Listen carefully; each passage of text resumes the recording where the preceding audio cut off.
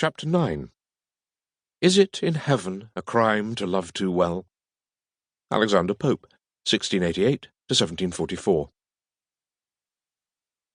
In the great and pleasant rural landscape which surrounded Aidensfield during my time there, serious crime was practically unknown.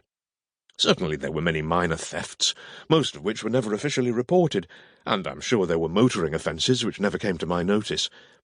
Other breaches of the law, such as drinking late in the country pubs or petty acts of damage or vandalism, were dealt with in the spirit of the law rather than by the letter of the law. A quiet word in the right ear usually prevented further trouble. It would be wrong to claim that Aidensfield and district was totally free from crime. It was not.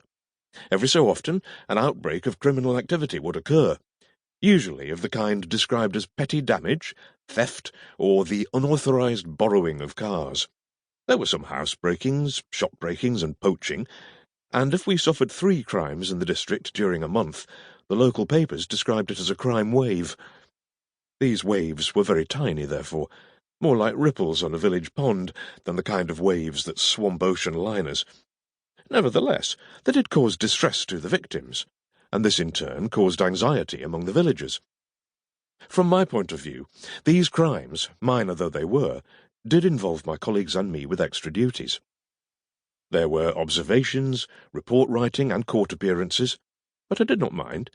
In fact, I enjoyed the experiences they provided, albeit with deep concern for the victims, for the investigation of crime is fascinating.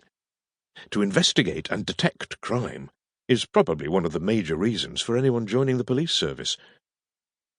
As time passed, and as each minor breach of the criminal law was dealt with, I did begin to wonder if a major crime or series of crimes would ever occur on my patch.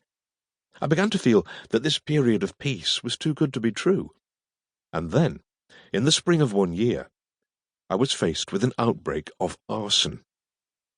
Arson was, and still is, one of the most serious of crimes, and the legal definition then said that arson involved the unlawful and malicious setting fire to buildings, including churches, warehouses, railway stations, shops and sheds, as well as crops, vegetable produce.